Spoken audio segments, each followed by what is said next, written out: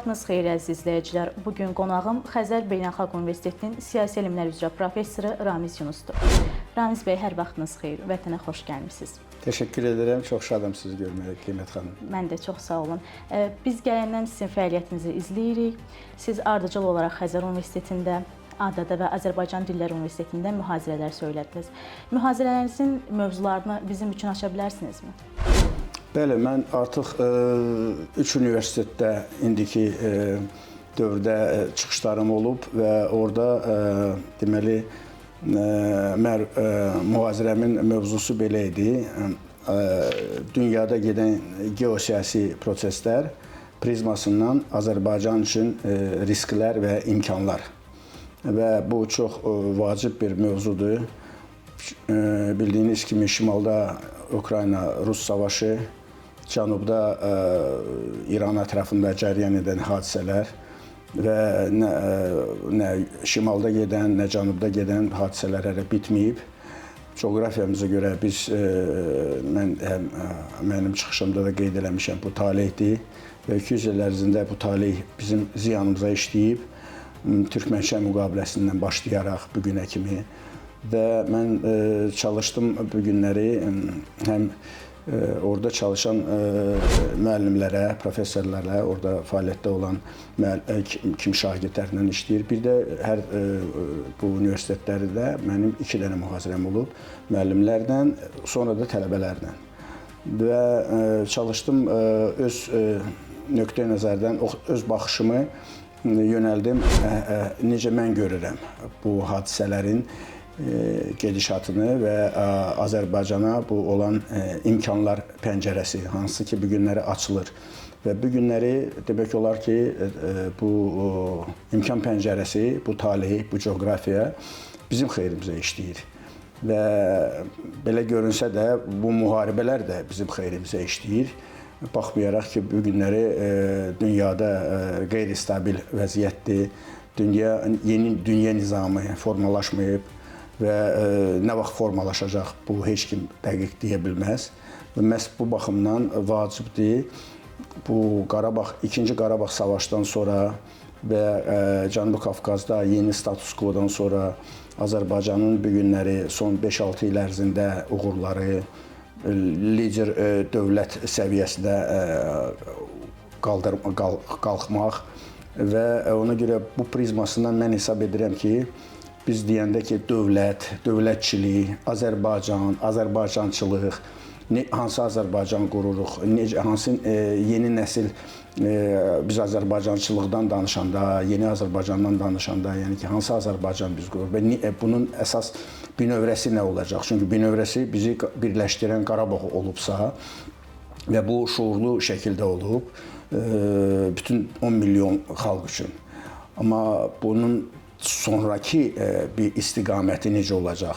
Və o baxımdan mən hesab edirəm ki, ən qorxulu riskləri olan istiqamət ideologiya istiqamətidir. Çünki şuurun işğalı belə bir cümlə işlətmişəm çıxışlarımda. Hansı ki, 200 ili götürsək, bilirik ki, ruslaşma, şimaldan danışırıqsa, ruslaşma, sonra sovetləşmə, sonra yumşaq güc son 35 il ərzində və bunun təsiri necə daha böyükdür, indiyə kimi hələ ki davam edir. O biri tərəfdən isə İranın ətrafında gedən bu hadisələr və son 2 müharibə, keçən yayda 12 günlük müharibə və bu günləri hələ ki davam edən bu qeyri-müəyyən vəziyyət onu açıq-aşkar göstərir ki, mən sosial şəbəkələri də monitorinq edirəm, göstərdi ki, deməli cənubdan da bizə daha hesab edirəm, o səviyyədə də yox, həddindən ziyadə qorxulu bu şuurun işğalı davam edir. Çünki Rusiya mən deyən istiqamətə güc veribsə, yəni ki, mədəniyyət, dil, o vasitələrlə, nostalji. Amma İran ən belə qorxu sahəyə güc verib, gücünü yönəldib. Bu da din məsələsidir. Və o baxımdan mən hesab edirəm ki, biz hər bu iki istiqamətə fikir verməliyik Daha mən üçüncü istiqaməti demirəm, artıq o 35 il ərzində biz qərbdən gələn bu istiqaməti yaxşı hiss elədik. Ələxüsus bu iki Qarabağ savaşında, sonra Gürcüstanın taleyini götürsək, ələxüsus avqustda olan 5 günlük müharibə 2008-ci ildəki Gürcüstan indi nə vəziyyətdədir, oranın prezidenti Mixail Saakashvili hardadır, indi zindandadır. Ukrayna qanun içərisindədir bu günləri və bu hamısı əmin o qərbdən gələn o solçu liberal demokratiya anlayış altında gül kimi sözlərdir, həqiqətən yaxşı sözlərdir, insan azadlığı, söz azadlığı. Amma axırda bütün bu ölkələr qanun içərisində qaldı və bizim arxamızca bunlar Qərb, Amerika başda olmaqla Avropanın aparıcı dövlətlər sövdələşməyə Moskva ilə getdilər və açıq-aşkar özləri bundan imtina ediblər. Yəni ki, bu şüar olaraq gözəl şüardır. Amma özləri bundan imtina edirlər və bizi aldadıblar belə baxanda. Mən də onların biri. Mən hər zaman bunu qeyd eləmişəm və davam edirəm qeyd eləməkdə ki, öz taleyimdə də mən bunu hiss eləmişəm. Vətənimə elə ona görə didərgin olmuşam. Çünki mən bu şüarların davasını aparırdım hər zaman. SSR dağılandan bəri. Mən tək deyildim. Mənim kimilər milyonlar insan olub. Amma mən indi qərbdə yaşayan bir adam kimi mən öz taleyimdə də bunu gördüm. Ələxüsus bu bayaq qeyd elədiyim o Saakashvili ilə bağlı hadisələr, sonra Ukrayna başına gələn 2014-dən hadisələr. Daha mən demirəm, 2-ci Qarabağ savaşı başlayanda artıq məni nə Amerikan Səsi kanalına dəvət eləməyə başladılar, nə Dövlət Departamenti, nə Radio Rebelçi, Azadlıq Radiosu, mən orada daimi çıxış edirdim. Amma demək onlara mənim Qarabağla bağlı mövqeyim qane eləmirdi. Və ona görə mən olmuşam persona non grata bunlardır. Mən gördüm ki, bu ikili standartlar oldu. Dünya olur, bu insan azadlığı ermənilərə şamil olunur, Azərbaycanlılara yox. Və o baxımdan mən anladım bunları və daha kəskin mübarizəyə keçdim. Orada yaşayanda bu daha da yaxşı olur, çünki oranın vətəndaşı olasan və bilirsən ki, bu nə qədər ikiyüzlü siyasətdir. Daha mən demirəm, sonra Ukrayna savaşı başlayıb, Rusiya strateji zəifə yol verdi. 4 il bundan öncə bildiyiniz kimi və o vaxtı bizim Qarabağ savaşı bitəndən sonra artıq hələ ki Xankəndi ermənilərdə idi və Rus qoşunları orada dayanırdı. Amma Ukrayna savaşı başladı və atdım özünü o cəbhəyə və o cəbhədə də yenə də eyni ikili standartları gördüm. Yəni ki, Ukrayna uduzmasın, Rus da uğur qazanmasın. Bunların siyasəti belə idi. Yəni ki, tək ki Ukrayna qanun içərisində batsın, tək ki bu savaş gəldi, sizin Avropaya çıxmasın. Bunu görəndə əlbəttə ki, mən anladım ki, bu ideologiya savaşı gedir. Bir tərəfdən imperiya tərəfdən bu gedir, ideologiya savaşı postsovet məkanında olan dövlətlərə qarşı.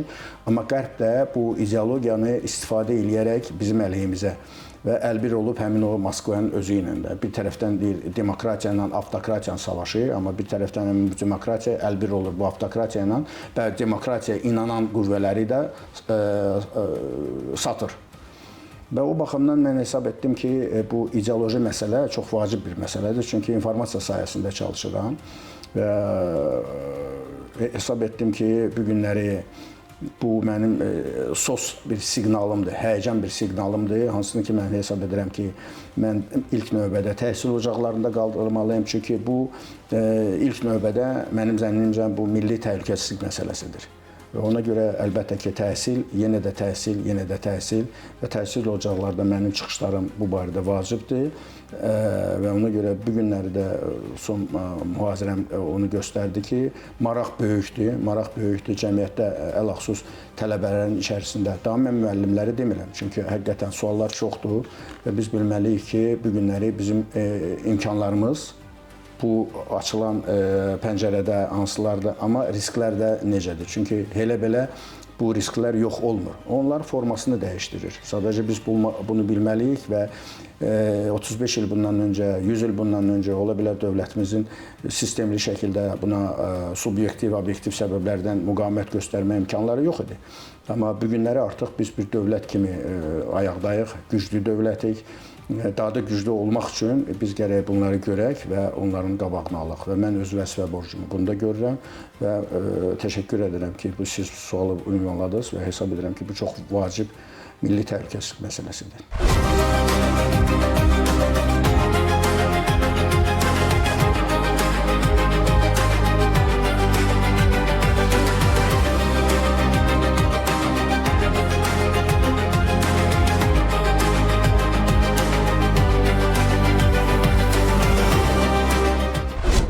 bizim sizinlə görüşlərimiz həmişə maraqlı hadisələr ərəfəsində təsadüf edir. Biz bilirik ki, Ermənistandakı parlament seçkilərinə çox az bir müddət qalıb. Mən elə istəyərdim diqqətimizi qonşuluğumuzda yerləşən dövlətə yönəldim.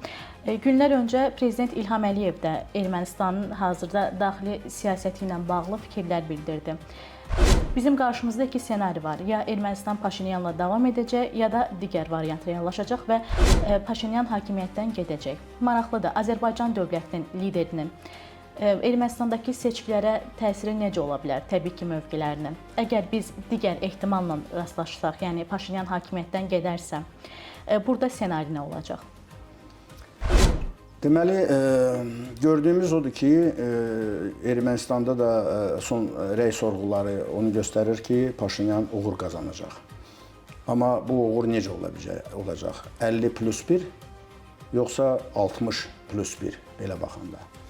Bu çox vacib məsələdir. Çünki bundan sonra referendum məsələsi gündəmə çıxır. Və bu referendum 50+1 olsa, biraz yaxşı deyil. Referendum üçün 60+1 olsa daha yaxşı olar. Məqsədə uyğun olar. Və bizim üçün əlbəttə ki, tək bu seçkilərlə məsələ bitmir. Və ona görə biz diqqətlə izləyirik bunu. Və bildiyim qədər bu günləri ermənilər də bunu qeyd edirlər. Nə Amerika, nə Avropa, nə də Rusiya, Azərbaycan qədər Ermənistanın daxili ictimai rəyə imkanları yoxdur.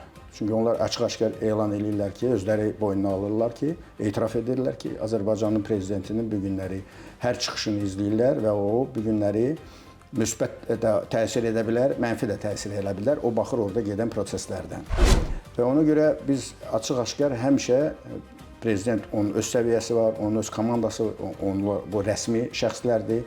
Amma mən məsəl üçün qeyri-rəsmi şəxsəm və ona görə mənim üçün ən əsas vəzifə borcum ondadır ki, mən çalışmalıyam və çalışıram Azərbaycanın ictimai rəyi erməni cəmiyyətinə də açıq-aşkar çatdıraq. Və onlar bilməlidirlər ki, bu günləri prezidentin arxasında 10 milyonluq xalq durur.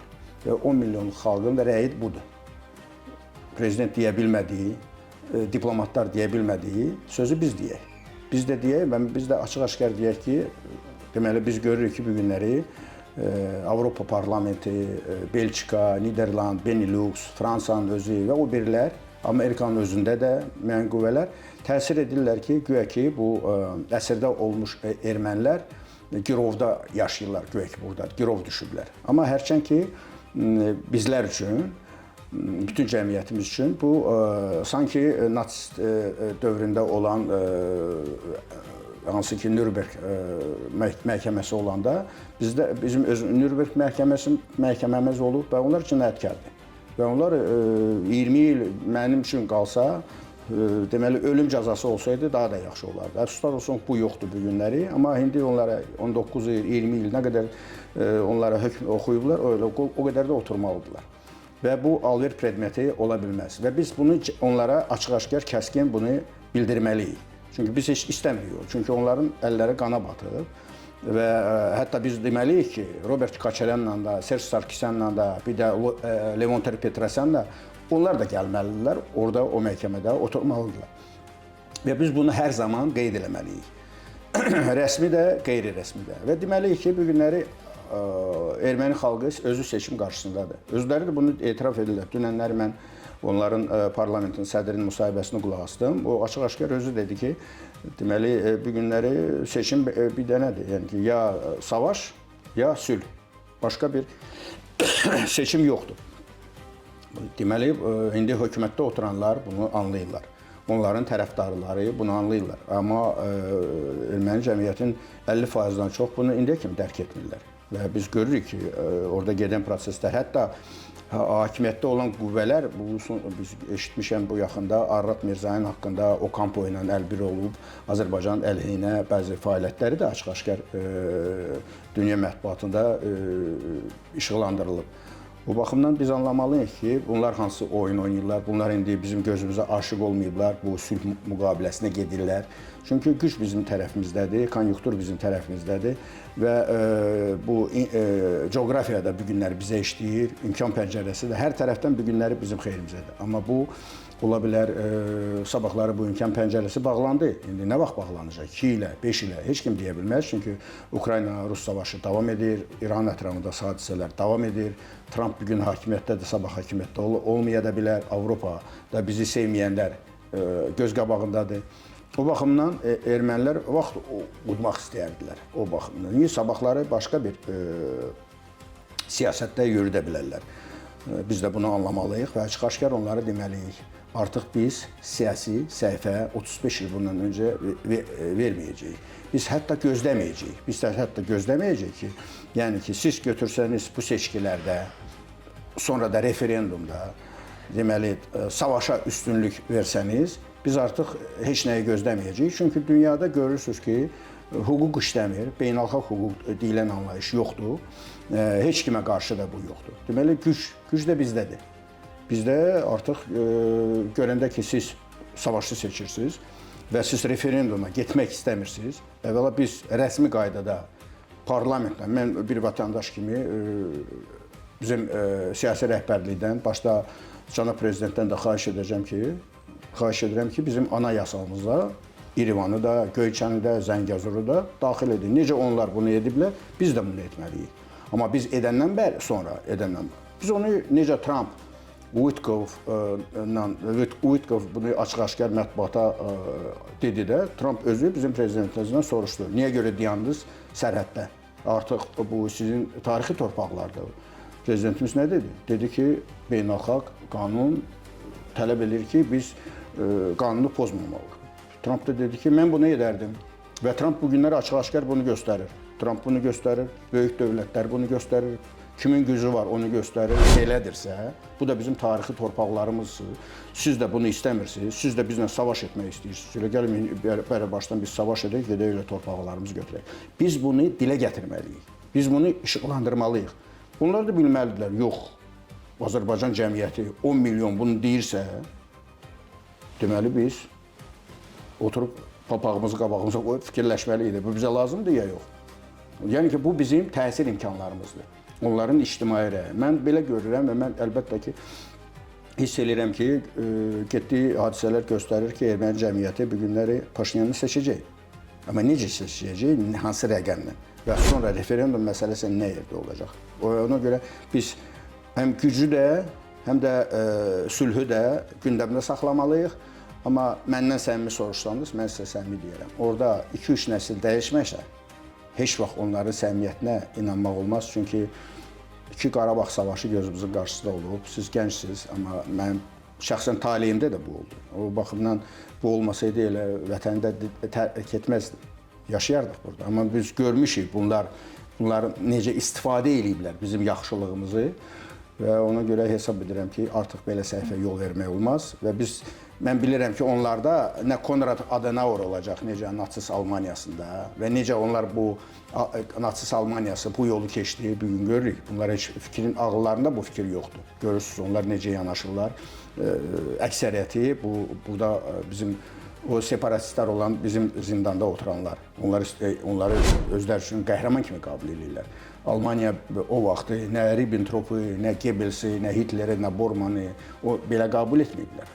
Onlar bundan imtina ediblər, kökünü kəsiblər. Və ona görə bu günləri Almaniya sivil bir dövlət kimi qəbul olunur.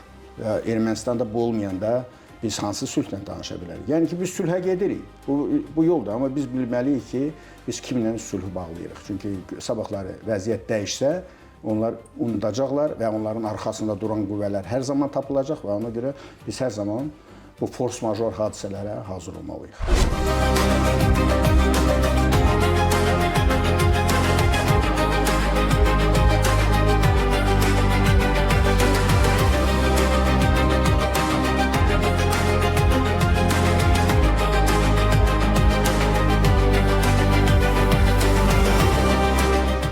Azərbaycan və Ermənistan arasında sülh küləkləri əssə də regionun siyasi xəritəsində hələ də cavab gözləyən suallar çoxdur. Xüsusilə Prezident İlham Əliyevin 10 may 2026-cı ildə Zəngilanda sakinlərlə görüşü zamanı verdiyi bəyanatlar gələcəyə baxışın rəsmi anonsu kimi yadda qaldı. Bu çıxışın sətir-altı mənaları həm daxili auditoriya, həm də Ermənistandakı siyasi gərginlik üçün ciddi mesajlar daşıyır. Prezidentin mesajlarının əsas qayəsi sülhün artıq qaçılmaz bir reallıq olmasıdır. O, açıq şəkildə bildirdi ki, Azərbaycanın Ermənistanı bir dövlət kimi məhv etmək və ya müstəqilliyini əlindən almaq kimi bir niyyəti yoxdur. Lakin burada incə, həm də sərt bir xəbərdarlıq var. Ermənistan cəmiyyətində hələ də nifrətlə qidalanan, revanş eşqi ilə yaşayan qüvvələr mövcuddur. Əliyev bu canilər və radikal qrupların hakimiyyətə gəlmə ehtimalını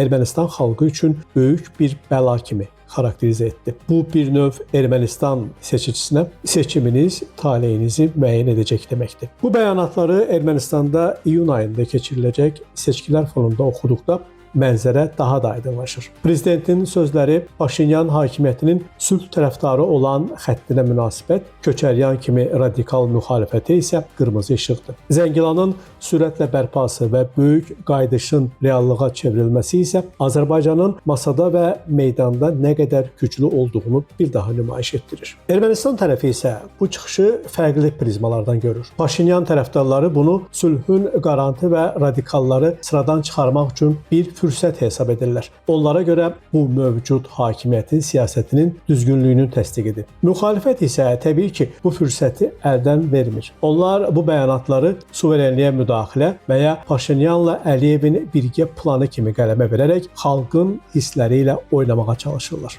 Erməni cəmiyyətindəki çat isə getdikcə dərinləşir. Bir tərəf artıq müharibədən yorulub, iqtisadi dirçəliş və yolların açılmasını istəyir. Digər tərəf isə təslimçilik şüarları ilə köhnə revanşist xəyallardan əl çəkmir. Sosial şəbəkələrdəki qızğın müzakirələrə baxmayaraq, geniş kütlələrin sülhün saxlanmasına daha meyilli olduğu görünür. Yekun olaraq Zəngilan mesajı Azərbaycanın qətiyyətli mövqeyini bir daha dünya mediasına və qonşu ölkəyə diktə etdi. Biz sülh istəyirik, amma zəifliyə və ya yenidən baş qaldıra biləcək revanşizmə əsla imkan verməyəcəyik. Ermənistan indi yol ayrıcındadır. Ya Paşinyanla iqtisadi inkişafa doğru addımlamaq, ya da radikalların arxasınca gedib yeni fəlakətlərə sürüklənmək. Bu seçim yaxın aylarda regionun taleyini bir dəfəlik həll edəcək.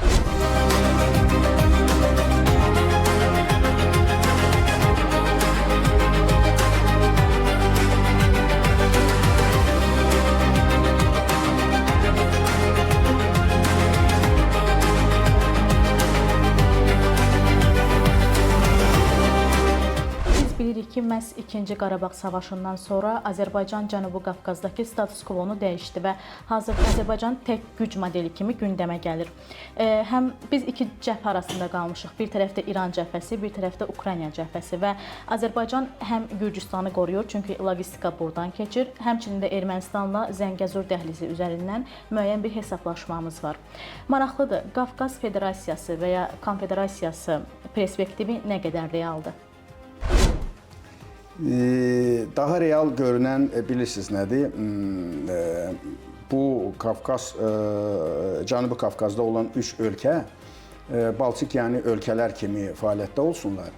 Amma fərqi ondadır ki, Baltik yəni ölkələr Avropa İttifaqının üzvləridir, NATO'nun üzvləridir. Bizsə nə Avropa İttifaqının üzvləri olmalıyıq, nə də NATO'nun üzvləri olmalıyıq. Biz sadəcə bu coğrafiyadan səmərəli istifadə eləməliyik.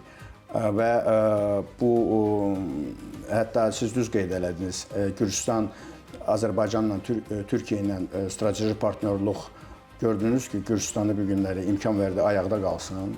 Acrariya baxanda, baxın görün nə gündədir Acrariya bu günləri və Abxaziya ilə müqayisə edin. Və bu günləri Gürcüstan cəmiyyəti bir tərəfdən Rusiyadan qorxur, o biri tərəfdən Avropaya inanmır.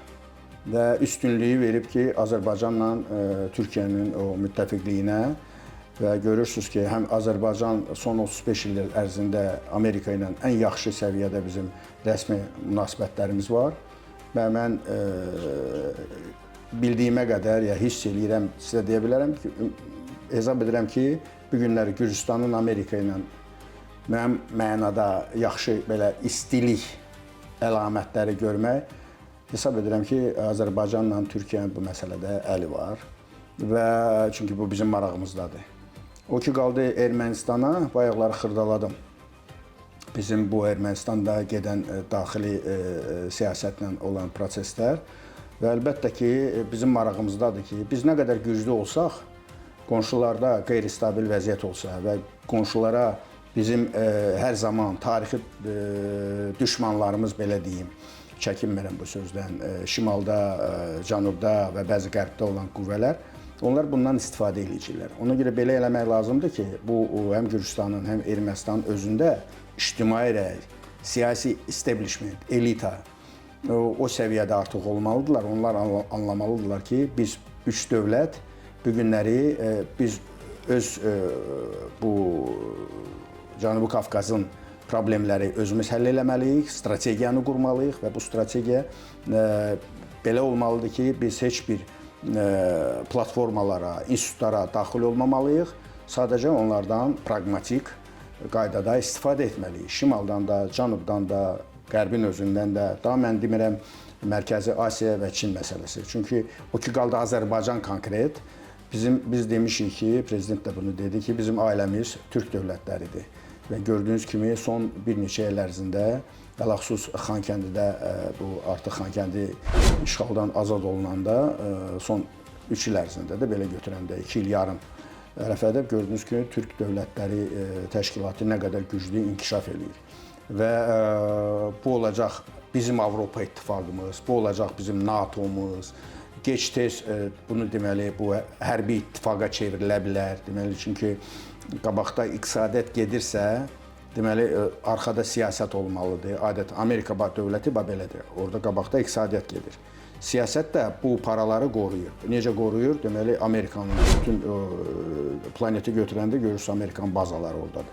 Biz də həmin o türk dövlətləri çərçivəsində o gedən logistikanı, o gedən iqtisadi bütün uğurları, deməli o biznesi qoruyub saxlamaq üçün biz əlbəttə ki, o çərçivədə siyasi fəaliyyət olmalıdır, birgə strategiya olmalıdır və ondan sonra bunu hərbi səviyyədə də bunu qoruyub saxlamağı bacarmalıyıq.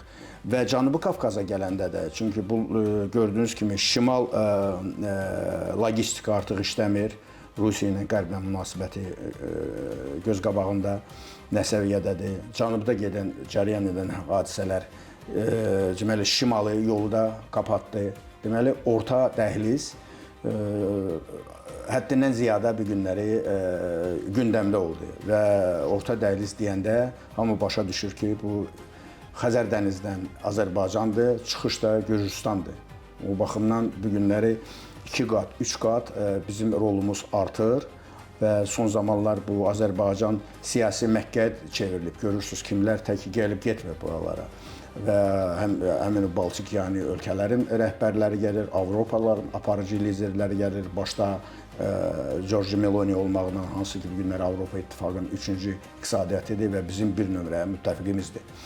Və o baxımdan əlbəttə ki, mən belə görürəm Cənubi Qafqazı, amma əlbəttə ki, bu Azərbaycan hətta aparıcı qüvvə də olsa bu günlər Cənubi Qafqazda, amma Gürcüstanın və Ermənistanın yerinə biz bunu həll eləyə bilmərik. Ona görə onların baxmalıyıq nə qədər onların cəmiyyəti bu yolu seçəcəklər və necə bunlar bu uğuru qazana bilərlər. Çünki biz özümüz bu yolu 94-cü ildən yadınıza salıram, Bişkek protokolu 3-4 aydan sonra əsrin müqaviləsi oldu. Və əsrin müqaviləsi ilə başlayan o strategiya baxın görün nə imkanlar yaratdı. Dövlət quruldu, institutlar quruldu, ordu quruldu. Ondan sonra da 27 sentyabr gəldi, çıxdı 20-ci il və bu günləri artıq biz hamımız sevinirik. Bu bizim qürur mənbəyimizdir. Biz də danışanda artıq biz başqa dövlətin nümayəndələri kimi danışırıq. Artıq ermənilər bunu hiss eləyirlər. Bütün cəmiyyət bunu hiss eləyir.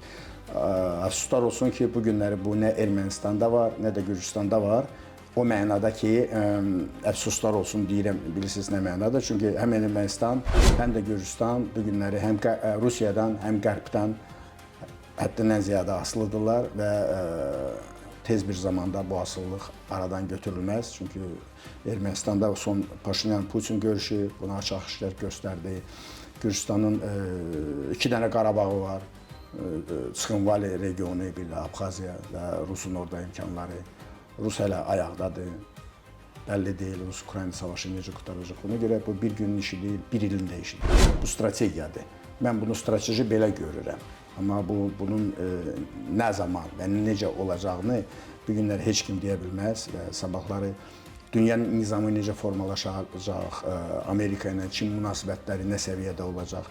Hələ ki tezdir bu haqqda danışmaq. Ona görə biz bunu nəzərə alsaq, biz özümüz güclü olmalıyıq və çalışmalıyıq ki, bu ölkələrə öz təsir imkanları gücləndirək, həm Gürcüstanın özünə də, həm Ermənistanın özünə də, bizim xeyrimizə və ümumi strategiya, mən deyən o strategiyada biz əlbəttə ki, istifadə etməliyik. Çünki həqiqətən biz münaqişələrdən uzaq durmalıyıq, daxili sabitliyi qoruyub saxlamalıyıq və bu imkan pəncərəsindən imkan dərəcədə istifadə etməliyik.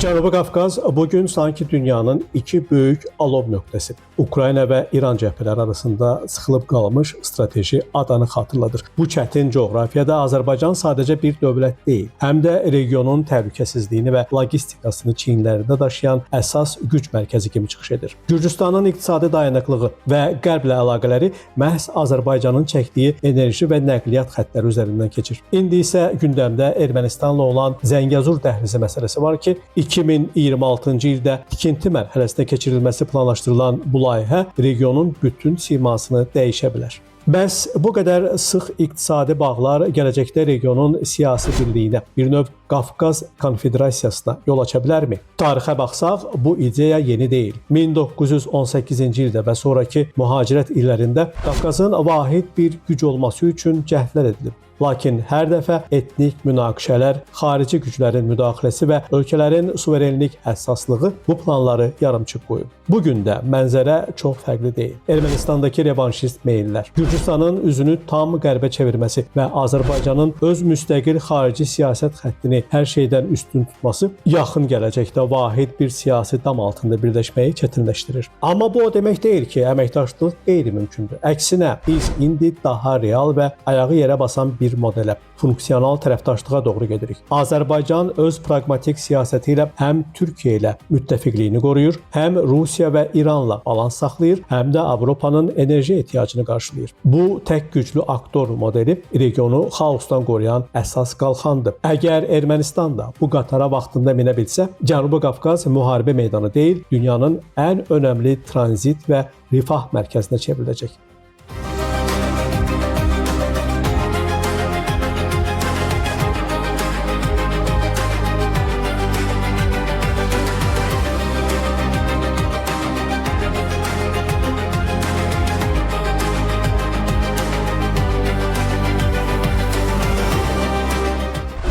Rusiya məsələsinə toxundunuz. Mən elə istəyərdim biz Rusiyadan davam edək. 4 ildən artıqdır ki, Rusiya-Ukrayna müharibəsi davam edir, lakin beynəlxalq mediada tez-tez Rusiyanın resurslarının tükəndiyi ilə bağlı xəbərlər yayılır və ya tükənmə üzrədir deyə. Siz bu məsələyə necə yanaşırsınız və ümumiyyətlə resurs deyəndə nə nəzərdə tutulur? Bunu nə ilə hesablayırlar?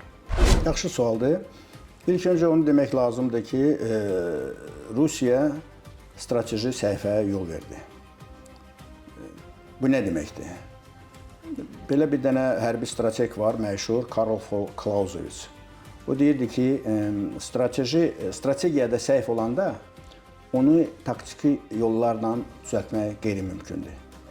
Və Rusiyanın strateji səhvi ondan ibarətdir ki, gördüyünüz kimi onların deməli planlarında blitzkrieg idi. 2 həftəyə Ukraynanı zəbt etmək, hakimi dəyişdirmək. Alınmadı. Artıq 5-ci ildir müharibə davam edir. Və Ukrayna ayaqda qaldı. Və Prezident Zelenskinin son fərmanını 9 may ilə bağlı bir baxın görün nə fərman verdi. Belə sarsıdıcı zərbə Moskvaya, Kremlə, indiki oradakı 25 il hakimiyyətdə olan Putin rejiminə heç kim elə verə bilməmişdi. Baxın görün, o nə deməkdir? Deməli, bu səhv, baxın görün, hansı vəziyyətə gətirdi, çıxartdırdı bu Rusiyanı. Və mən bilən Rusiya Sovet İttifaqının yolunu gedir. Sovet İttifaqı vaxtilə bax belə də səhifə yol verib Əfqanistanla bağlı 10 il bu savaş davam edirdi və 10 ildən sonra 89-cu ildə Sovet qoşunları oradan çıxandan sonra 2 ildən sonra Sovet İttifaqı çökdü. İndiki Rusiya Sovet İttifaqından həddindən ziyadə qat-qat zəifdir. Dünya bu günləri gördüyünüz kimi Ukraynanın arxasındadır. Hətta Amerikanın özü də Ukraynanın arxasındadır. Fərq ondadır ki, Biden pulsuz 150 milyardlıq silah-sursat göndərib, Trump bu 150 milyardlıq pulla satır. Ukraynaya sonra bir qəpik pul vermir. Bunu Avropa ödəyir. Nə fərqi var? Həsən keçər, keçələrsə. Eyni məsələdir. Ukrayna o paranı alır. Bu ilə də 90 milyard Avropa İttifaqı ayırıb. 60 milyardı NATO'nun çərçivəsində. Bu böyük pullardır. Trump'ın da vecinə də deyil. Satır Avropaya 2% elədi 5%. Və bu da eləyəcəklər. Bu, Ukraynanın arxasında olan resurslar. Rusiyanın nə resursları var? İnsan resursları, bəli, onlarda bu resurslar Ukraynadan 4 dəvə çoxdur. 1 milyon yarım insan qoyublar orada. Əfqanistanda rəsmən 16 min olmuşdu 10 il ərzində. 16 min 10 il ərzində, 4 il ərzində 1 milyon yarım. Bunun cavabını verəcəklər, gec-tez.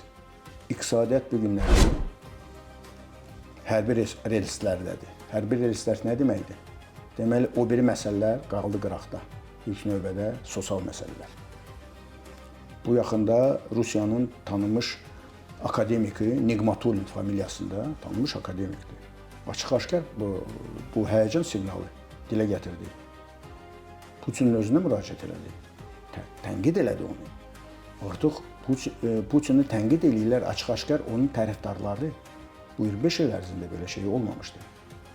Hətta Margarita Simonyan kimi adam bu Zelenski Yerevana gəlib çıxandan sonra baxın görün nə deyildi? Azarov dedi, Nikolay Azarov əvvəla dedi. Mən o günləri Zelenski Yerevanda olanda baxdım, monitorinq eləyirəm hər zaman Rus kanallarını.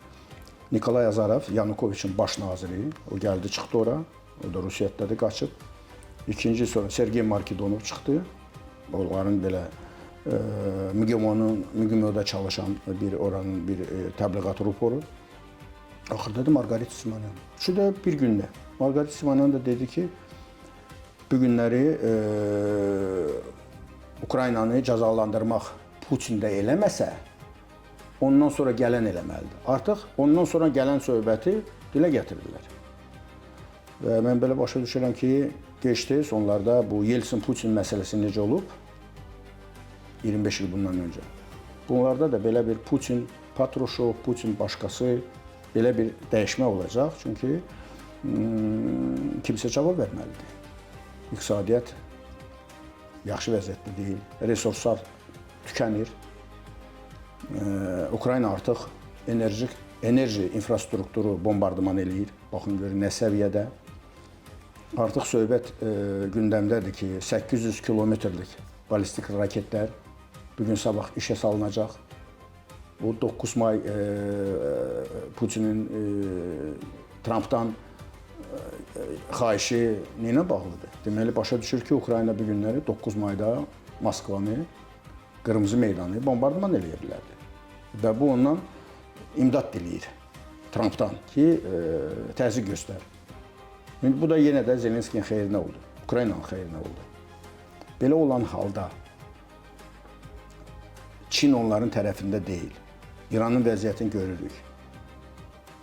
Amerika bütün o Rusun və imkanları Çinin də Venezuela olsun, Suriya olsun, İran ətrafında cərəyan edən hadisələr olsun. Əlbəttə ki, bir dənə Şimali Koreya o səviyyə deyil. O baxımdan əlbəttə ki, Rusiyanın, mən ilk gündən deyirdim ki, zaman Rusiyanın xeyrinə işləmir. Amma elə bilib ki, Rusiya 4 dəfə Ukraynadan böyükdür, Ukraynanın zamanı yoxdur. Gördüyünüz kimi, zaman Ukraynanın xeyrinə işlədi. Çünki Ukraynanın cəmiyyətinin motivasiyası var. Necə bu da Ermənistanda motivasiya yox idi, gördük də. Onlarda nə qədər yayım voyinkomatdan cəmaət qaçırdı. 11 min, 12 min. Bizdə isə gördünüz hansı neçə minlərdən 60 yaşında olanlar da gedirdi orada. Bizdə motivasiya var. Ukraynada motivasiya var. Daha mən Qərbin imkanlarından demirəm. Rusiyada bu yoxdur. Hesab edirəm ki, o 800 kilometrə ballistik raketlər işə salandan sonra artıq gündəmə danışıq predmeti daha güclü olacaq və burada istər Trump olsun, istər Xi Jinping olsun, amma kimsə Kremli bu masaya gətirəcək. Bu günləri Ukrayna hələ ki bunu eləmirsə, o demək deyil ki, sabahları Ukrayna bunu eləməz. Çünki Ukrayna Sovet İttifaqı dövründə hərbi sənaye kompleksin bir növrəsi Ukraynada idi və Ukrayna artıq bunu işə salır. Bu baxımdan hesab edirəm ki, müqayisə götürəndə Ukraynanın resursları Rusiyanın resurslarından qat-qat güclüdür. Bəs onda belə çıxır ki, biz yaxın günlərdə, yaxın aylarda deyək və yaxud da bu müharibənin danışıqlar masasında bitməsini mi görəcəyik? Yəni Kreml geri addım atacaqmı? Ukrayna o gücü Rusiyanın iri şəhərlərinə çatdırsa, bu müharibə artıq sərhəd boyu yox, Rusiyanın iri şəhərlər ətrafında orada olsa, bu müharibə gedib çıxsa oralara, onda əlbəttə ki, artıq bu narazılıq hansı ki, Rus cəmiyyətində var, daha da güclənəcək və ondan sonra Rusiya özü can atacaq bu masaya. Bu günləri Rusiya elə bunu eləmir. Ona görə ki, hələ ki, bu güc onlara qarşı tətbiq olunmuyor. Amma tez bir zamanda bu olacaq. Bu olandan sonra bu olacaq. Amma Amerika bu günləri nə gücü var, Ukraynaya göstərsin bu gücü, amma Rusiya da o gücü göstərmək istəmir. Oyun gedir, çünki Amerika burada heç nə uduzmur. Çin də burada uduzmur. Çünki Çinin də, Amerikanın ikisinin də marağı var ki, Rusiya zəif olsun, amma Rusiya dağılmasın. Onların maraqları budur. Döyüşlər davam edəcək, hətta şiddətli ola bilər, yay ərəfəsidir. Amma Rus ərazisinə bu müharibə keçəndə, dərinə, 800 kilometrə. Onda əlbəttə ki, o vaxtı bu danışıq predmeti yenə gündəmə gələcək.